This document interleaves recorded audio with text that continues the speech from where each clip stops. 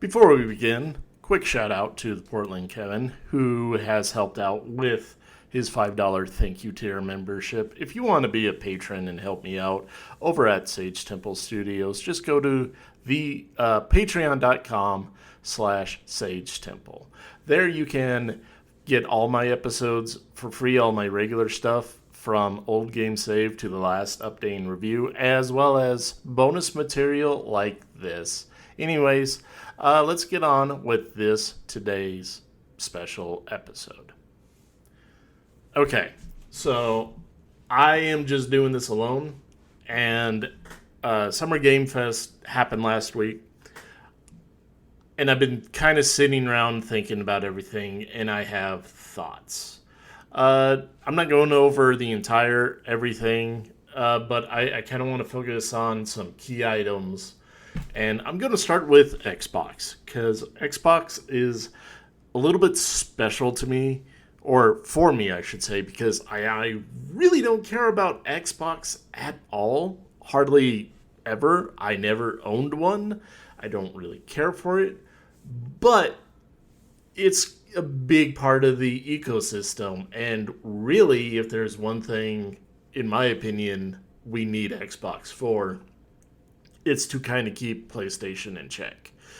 Without good competition, and while Nintendo is great competition, they're a bit different at the same time. We need a console manufacturer to kind of make sure that no one just does whatever the hell they want. Without competition, PlayStation will go absolutely crazy with their service passes and PlayStation Plus, and it will be super expensive, and we aren't going to get good shit. And I think we need to recognize that Xbox has been in trouble for a very long time. I wouldn't say they are so much in trouble where they're going to go away or anything, far from it, because they are owned by Microsoft. Microsoft has more money than we could ever fucking imagine. But that doesn't mean, they'll be totally okay with how Xbox is. I'm kind of surprised Microsoft still keeps going with Xbox, and the only thing I can imagine why is because video games themselves are the money maker. They make the most money in media ever now. They now surpass movies and TV, long surpass books, music, whatever. And they're still trying to capture that. But let's be real, it all went downhill 2 generations ago when they announced the Xbox One X and the Series X, and those are 2 consoles with bad naming conventions all around. But I'd say their biggest flaw right now has been not being able to produce exclusive titles that are good, that people care about. And it seems like with Gears of War E-Day, they are really getting back on track, as well as having Fable come out exclusively on that. And I kind of even forgot that Fable was an exclusive. It's such a weird entity because it had the first 3 games, and nobody really liked the third. And then we heard well, they're remaking it, and then there's this weird 4v1 Fable game, and those didn't really happen, and you just kind of forget, oh yeah, Fable's one of the core Xbox brands. Of course, we still want to see things like Crimson Skies and maybe Jade Empire come back, but who fucking knows on that? But I would say one of the first things they are doing right is focusing on exclusives, giving us a reason to even want an Xbox to begin with. And then moving on, I would say outside of Xbox. The biggest surprise, because we'll talk about another game that I have mixed feelings on later on, but when it came to, wow, I didn't see that coming, would be Final Fantasy Resonance. A 2D, HD 2D Final Fantasy game that has like lots of fan service in it, and not like the lewd kind. I mean, like, oh, the character kind. Like, we clearly see someone in there that's probably Cloud, more than likely going to be Cloud. Um, Everyone just kind of goes, yeah, pixel art is very unique. I mean, it only happened because of necessity. It's like, yeah, they need pixels to make video games way back in the day. Now it's in art form, and they do really good job of like making pixels look really interesting and really good. And we haven't had this classic Final Fantasy feel in a very long time. Like, they've had Bravely Default and everything, but it wasn't Final Fantasy. And for the longest time, people have been going, I really kind of miss the turn-based system. I kind of miss the strategy behind it all. They try to make it more and more actiony with every game, and I have thoughts on that, but that's for another time. I think this kind of blew me out of the water. I was kind of expecting Veronica, Resident Evil Veronica, as a remake, because those rumors been circling around forever. That's my other game of the show, or shows, I should say. I'm kind of putting all these SGF, the PlayStation, Xbox, Nintendo, all in one big category, because like, this is E3 now. This E3 doesn't exist, but this is what E3 has evolved to. This is our big announcements and everything. And speaking of big announcements, Legend of Zelda Ocarina of Time was one of those things that, like, the open known secret of the shows. People were heavily expecting this coming. The only thing is, we had no idea what it looked like, and we still don't have much of an idea. The beginning tapestry of it all looks intriguing, but I don't think we're actually going to see much of that in the game. I think it's literally going to be in the first 5 minutes, and then we're getting complete style. And then we saw Link laying on the bed, and this is weird. I've listened to a lot of podcasts, and I'm sure somebody's had to say it. I had a weird jerk reaction of like, oh, I don't think I like that look. And that was my first thought. And then it softened on me a little bit, but I think my biggest problem is I don't know what I was expecting it to look like, but it's a weird uncanny valley of like super realization, trying to be real with like that just hint of whimsy and fantasy in it.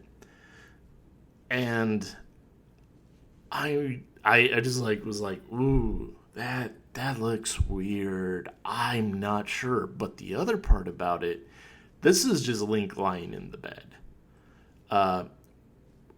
We just saw the Triforce get on his hand, and I was just like, I'm not really impressed. And then I was like, well, what does the actual gameplay look like? Because we're not going to see him at this angle for most of the game, obviously. But then they didn't show us that. And we're going to get answers soon. And I'm still going to play it. It's my favorite game of all time being remade. And I love remakes. I love something familiar but twisted enough where I'm going to get surprises. I love that shit. But I just wasn't in love with what we totally saw. The beginning part, like I said, was really great. But like I said, I don't think we're going to get a whole lot of that in game. Who knows what the Deku tree will actually look like? We just had a rendering of the tapestry look, and it looks different. It looks wild. It looks crazy. Can't wait to see what it actually looks like, though. Who knows? But we didn't get a proper date. We got later this year in 2026. And I have another hot take. That might not happen. I think if they were fully set on a date, they would have said it. I think there are two factors going on. One, they're probably obviously almost done. They have to be. Games take so long to make nowadays, even Nintendo games. But maybe they're still polishing things up, making it look really good, make sure everything plays real good. The other part, and we're getting to kind of the end of this bonus episode, GTA 6. And I think this is what I really wanted to talk about the most. If you haven't paid attention, GTA 6 sits alone on an island called November. A lot of the games that are coming out this year that have been announced are like September, and I only saw like a couple of games in October. And like one of them was just a port of another game. I think it was Metaphor, which is a great game, but it was just a port to the Switch. The fact that people are like, no, I don't even want to step foot into October when GTA 6 is coming out, not in just November, but like the week before Thanksgiving. You're in the thick of November. It's not like November 1st or 2nd. The fact that no one wants to touch this game within 2 months says so fucking much. Behind the scenes, I have been working on a project since February, and that is the top 100 most important games of all time. I am also working on a list with other friends, my top favorite 100 games of all time, but this is most important. And in the number 5 spot, and I haven't touched this list in a while, is GTA 3. After everything I have seen, maybe GTA 3 deserves in the top 3, maybe even the top number 1 spot. It's already way higher than I remember putting it there, and I'm still doing a lot of research, and I'm kind of going through a lot of data and historical facts on this project. But I think this makes GTA 3 more important because it shows that people are hungry for GTA 6 in such a way that people are deathly afraid of it.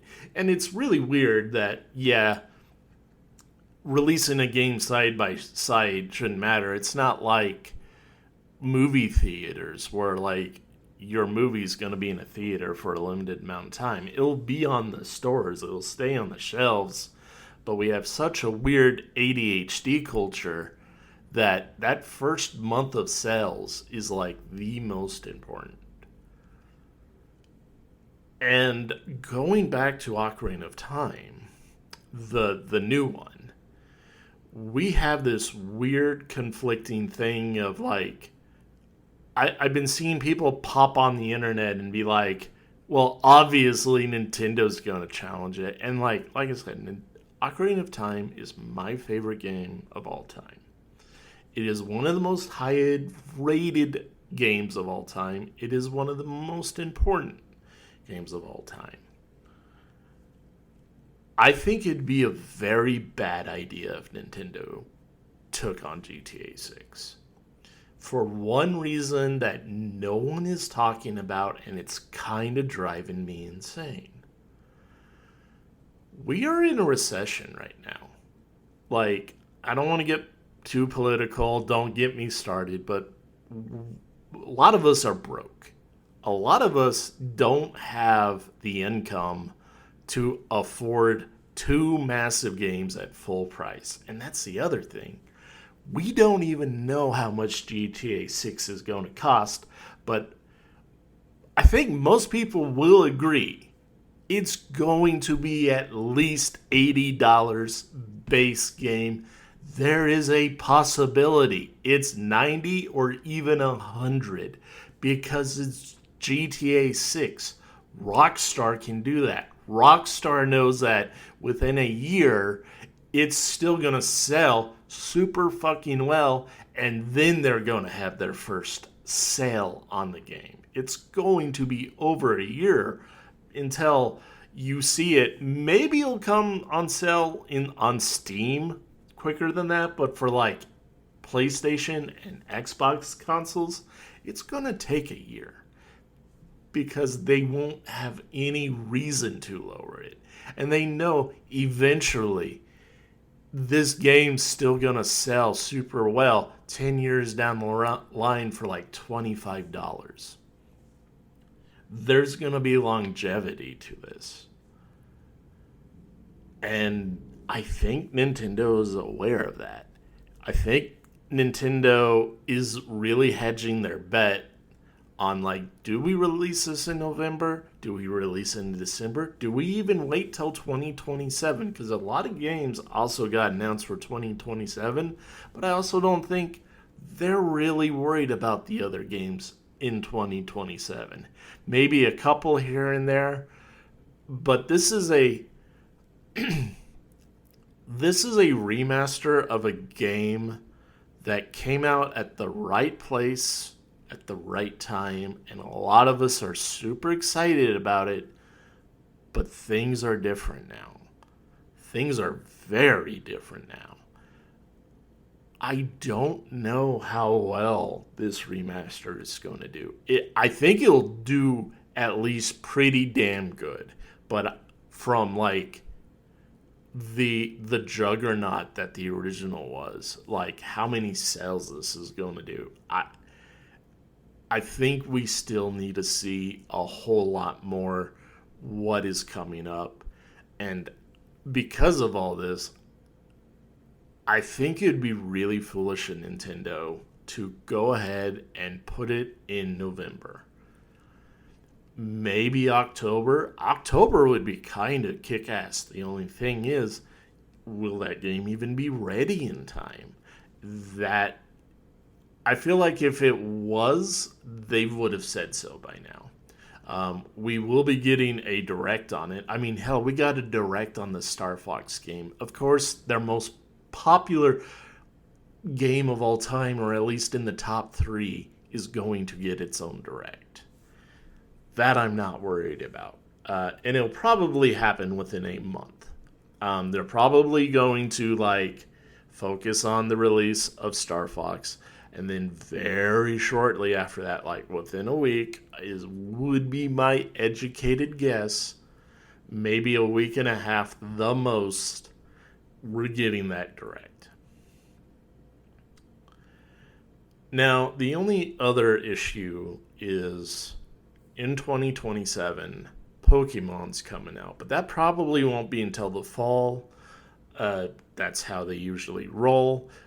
They're taking their time on this Pokemon because the fan base has been like, you are the most popular IP of all time. Why do your games suck now? I think they took the hint and they're getting onto it. But as it all goes, I